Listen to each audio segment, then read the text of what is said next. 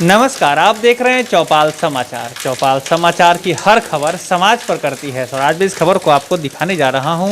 यह खबर संबंधित है सिंघा चौड़ी पंचायत से और साथ में हमारे पास मौजूद हैं इसी पंचायत के कई निवासी ग्रामीण और यहां पूर्व में पिछले चुनाव में प्रत्याशी रहे शकील अहमद जी। और आप दर्शकों को बता दें कि इनके परिवार से इनकी माताजी, इनके पिताजी और इनकी पत्नी भी 3 बार 15 वर्ष यहाँ के मुखिया के रूप में इन लोगों ने पूरे काम किया और कह सकते हैं कि पूरे परिवार के साथ मिलकर यह समाज की सेवा कर रहे हैं।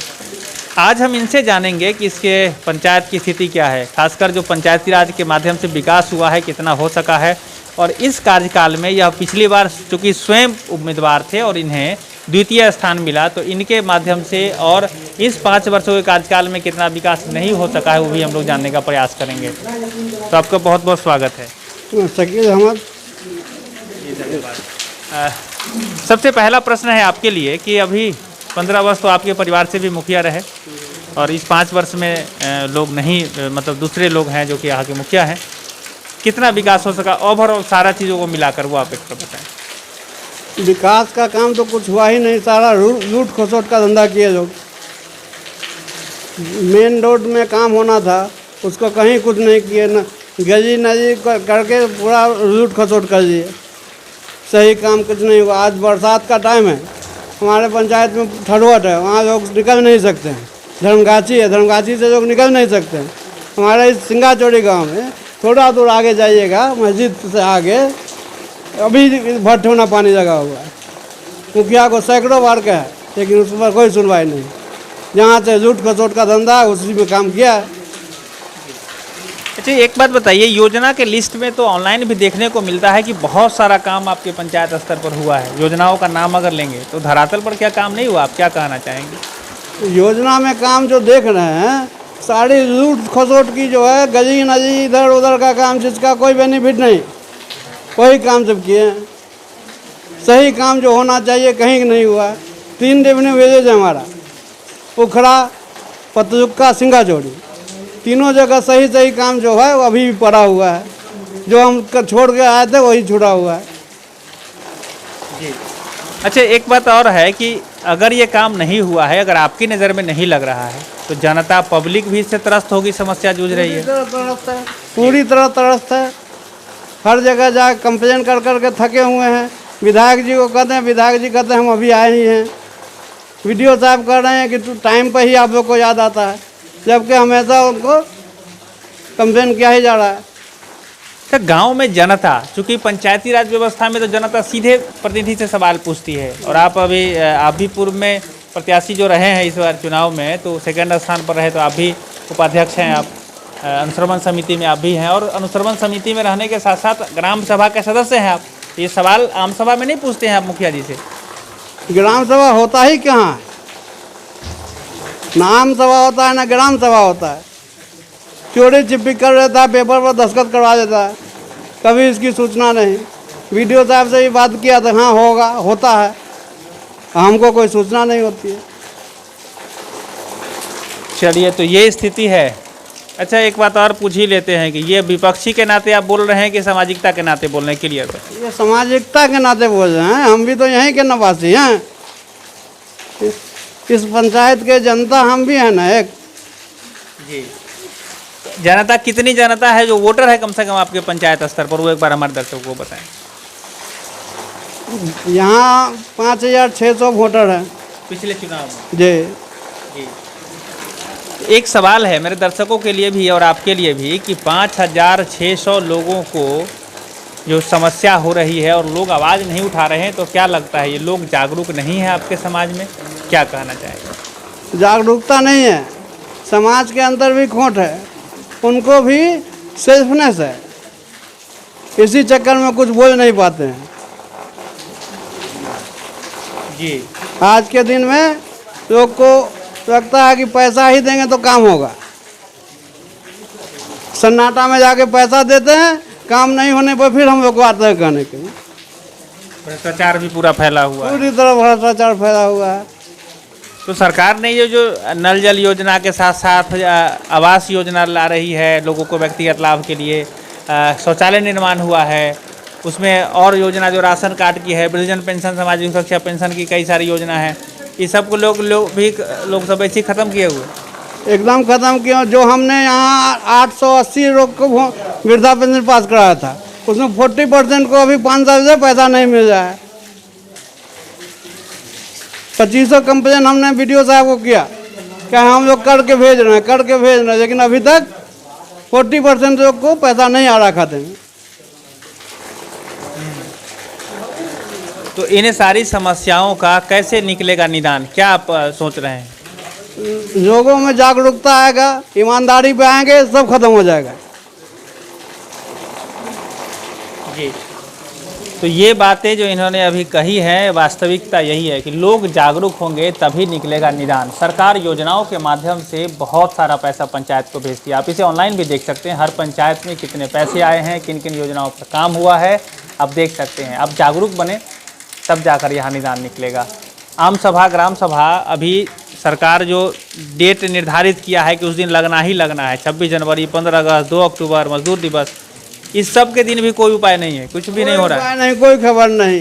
अनजाने अनसटा कभी भी बुला देता है कि आम सभा है, 1, 2, 4, 10 आदमी गए, बाद बाकी काम पूरा कर दिया। रजिस्टर घरे घरे जा रहा है क्या? एकदम घरे घरे जा कर के पूरा हो जाता है। वार्ड मेंबर साहब सबका यही काम ही है। तो इस बार चुनाव अभी जो आ रहा है, तो इस चुनाव में क्या लगता है इस बार प्रत्याशी आप भी रहेंगे? जी, हम भी प्रत्याशी हैं, समाज सेवा में जुड़े हुए हैं, तो और क्या काम है हमारा, प्रत्याशी तो रहेंगे ही। तो इस बार निदान कुछ निकलेगा अगर आपका लोग सहयोग करते हैं तो? एकदम जैसे करते आए थे वैसे करेंगे ईमानदारी से। और ये जो 40% को नहीं मिल रहा, पहला काम वही रहेगा कि जो हमने पास करवाया था अभी तक उसको नहीं मिल पा रहा है, तो वैसे लाभुक को, गरीब आदमी को पहले उसका निदान होना चाहिए। इस पर अभी के प्रतिनिधि को कोई ध्यान नहीं है, इसलिए कि इसमें कोई बेनिफिट नहीं है। जी, तो जो लोग को वृद्धजन पेंशन योजना में नहीं मिल रहा है उसको लेकर आप काम करना चाहते हैं। अन्य जो लोग अभी नए लोग हैं जिनको पेंशन योजना से जोड़ना है, उसको लेकर के भी कुछ प्लानिंग किया आपने? जी जी जी, अभी उस टाइम में जो 60 वर्ष के थे करीब करीब सबके काम हो गया था। पहले था BPL का अनिवार्य था, अब BPL को हटा दिया गया है, तो ऐसे भी बहुत लोग वंचित हैं, तो ऐसे लोगों का भी काम किया जाएगा। ये बातें सामने आई है कि यहाँ पर भ्रष्टाचार है, जो इनके विचारों से शकील अहमद जी ने अपनी बात बताई है कि यहाँ पर भ्रष्टाचार है, समस्या है। ऐसे आपने हमारे इसी चौपाल में देखा है कि यहाँ पर मुखिया जी ने क्या बात कही है, और उनकी बातों पर भी आप ज़रूर, अगर नहीं देखा है तो वीडियो पहले देख लेंगे। अभी जो इन्होंने बात कही है, इनकी बातों से आप कितना सहमत हैं ज़रूर कमेंट करेंगे। और साथ ही साथ जो बात मैसेज आता है कि जागरूक होना है, तो ज़रूर आप सभी जागरूक हो जाएं, क्योंकि सरकार जो पैसा भेजती है वो आप ही का पैसा है। आप ही से हम जानना चाहेंगे, आप अपने जो समाज के लोग हैं, साथ हमारे दर्शक हैं, बताएं कि सरकार जो फंड भेजती है, पैसा भेजती है, तो जनता से ही तो पैसा लेकर भेजती है ना। तो आप ये बताएं किस तरह लोग सरकार को पैसा देते हैं? टैक्स के माध्यम से देते हैं, परचेज करते हैं उसके माध्यम से दे रहे हैं। जनता का ही पैसा जाता है, उसके बाद उसी में से भेजा जाता है, और उसको भी लूट खसोट करके अपना पैसा ही जुटा देते हैं लोग। तो अभी अगर जनता का ये पैसा है, तो आपके नज़र में गरीब लोग टैक्स को समझते हैं कि बड़े लोग जो देते हैं वही लोगों को टैक्स देते हैं? गरीब आदमी जो गरीबी रेखा से नीचे व्यक्ति हैं वो भी तो सरकार को टैक्स देते हैं ना। क्या कहना चाहेंगे आप? एकदम देते हैं, लेकिन समझ में नहीं आ रहा है। एक भी परचेज जो किया जाता है बगैर टैक्स के नहीं है। टैक्स सब दे रहे हैं, कहते हैं ये हमारा सबके थोड़ी लगे छे, तो बड़का सबके लगे छे, लेकिन तुम तो सब दे रहे हो टैक्स।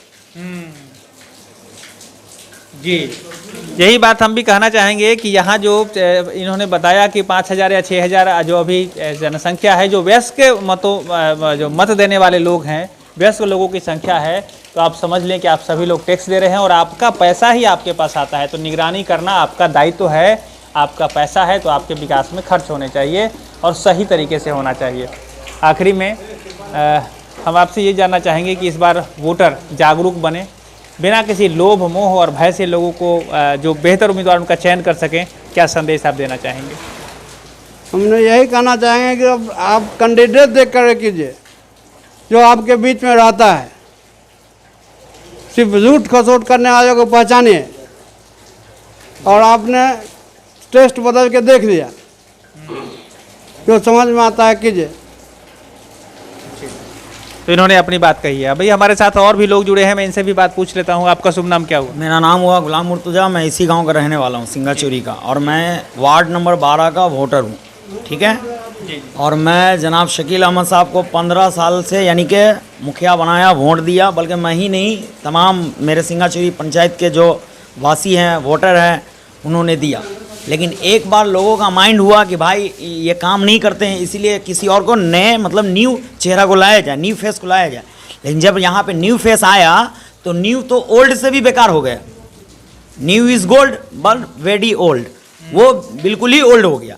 तो यहाँ पे जो भी काम मुखिया जी ने इससे पहले कहा है, एक वर्ड के कागज़ के माध्यम से काम होता है, ये 100% है। बोलिए तो मैं आपको प्रूफ करता हूँ, मेरे मोबाइल पे, इस मोबाइल पे कुछ ऐसे वीडियो और कुछ ऐसे मेरे पास मतलब फोटोग्राफर है कि अगर मैं यहाँ पे आपको दिखला दूँ तो मुखिया का पूरा पोल यहीं पे खुल जाएगा। देखिए खैर बात को उलझा के नहीं बोलिए, यदि आप दिखाइए तो दिखा दीजिए, चूंकि दर्शक हमारे देख रहे हैं।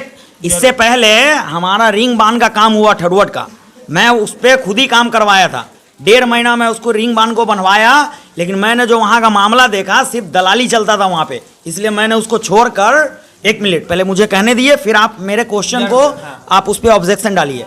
तो मैंने देखा वहाँ रिंग बांध को जो काम करना था, मतलब जय इसके लेबर मजदूर जो मतलब जई कार्ड नहीं होता है उसके माध्यम से काम करना था, लेकिन वो जेसीपी के माध्यम से काम किया गया। तो मैंने उस पर ऑब्जेक्शन लगाया, एलिगेशन लगाया, तो उन्होंने मुझसे विरोध किया। विरोध करने का मतलब ये हुआ कि 1.5 महीना काम करने के बाद मुझे 1 रुपया वहाँ मिला नहीं। तो मैं वहाँ से छट गया, बोला भाई ये सब डिफॉल्टर काम में मैं नहीं रहूँगा। तो बाद में उस पर केस भी हुआ। एक ठरवट के व्यक्ति हैं, सरफ आलम नाम है उनका, उन्होंने उस रिंग बांध पर केस हुआ, वो रिंग बांध आज भी रुका हुआ है। जी मैं आपको एक बात कहना चाहूँगा। देखिए सबसे पहली बात मैं दर्शकों के लिए और आपके लिए भी मैं कहूँगा, कोई भी समस्या होती है तो उसको लिखित रूप में संबंधित अधिकारी को पहले देना है। जी आज यदि यहाँ पर अगर आप ही अपनी कोई बात रखने लगे तो ये समाज में भी ये बात निगेटिविटी आएगी कि उसका कोई आधार नहीं बनेगा। जी तो सबसे पहले मैं ये कहता हूँ कि आपके साथ जो समस्या बनी या समस्या हुई, इसको लेकर आपने कोई लिखित शिकायत की है? लिखित है, पूरा डीएम से लेके पूरा पटना तक है, सारा मामला कागज पे है सर, मैं ऐसे ही नहीं बोल रहा हूँ। सही बात है। अब ये बताएं उस पर कार्रवाई क्या हुई अगर आपने लिखित दी? हुई कि जांच पटना से आया, पटना से जांच आने के बाद उसको देखा गया, जो हमने एलिगेशन लगाया वो राइट था। राइट होने के बाद फिर इसको बैठ के मुखिया को कहा गया ये सब गलत है। फिर उनका जो मामला था उनको कहा कि आप इसको गलती माने कि ये आपने गलत कराया, फिर उस पर सही होने का बात हुआ, फिर वो काम रुक गया अभी तक।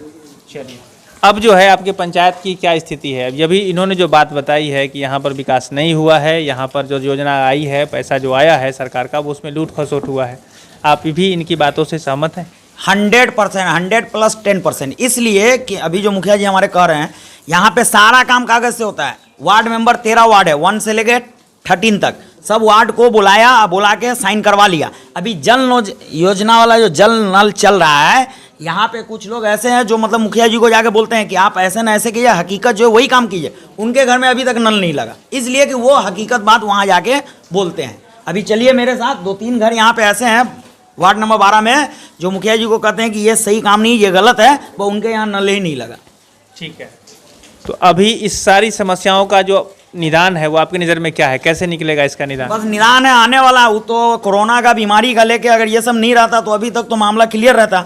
लेकिन मैं वेट करता हूँ, और वेट का मतलब फल मीठा होता है। बस अक्टूबर में काम होगा, वो आपके सामने होगा, जो होगा एकदम do and die, full and final. चलिए चुनाव आने वाला है, ये कहें। आपकी सोच बहुत ही बेहतर है। और आखिरी में जो आपने बात कही कि वाकई में लोग अगर सही प्रतिनिधि का चयन करेंगे, मैं ये नहीं कहूँगा कौन सही है कौन गलत है, लेकिन पंचायत स्तर पर अगर लोग निष्पक्ष होकर चुनाव करेंगे तो निदान जरूर निकलेगा। क्या जब यहाँ चुनाव होगा ना सर, तो आप अपना कॉन्टेक्ट नंबर मुझे दे दीजिएगा, और मैं क्या करूँगा, मैं आप ही को बुलाऊंगा, और मेरी बात अगर रॉन्ग निकली तो बिल्कुल मुझे आप 2-3 बात कह के जाइएगा। जरूर। तो मैं दर्शकों को ये भी कहूँगा कि इन्होंने भी अपनी बात कही है, और ये बात है कि जो भी समाज की व्यवस्था है, जो समस्या है, उस पर लोग जागरूक बने।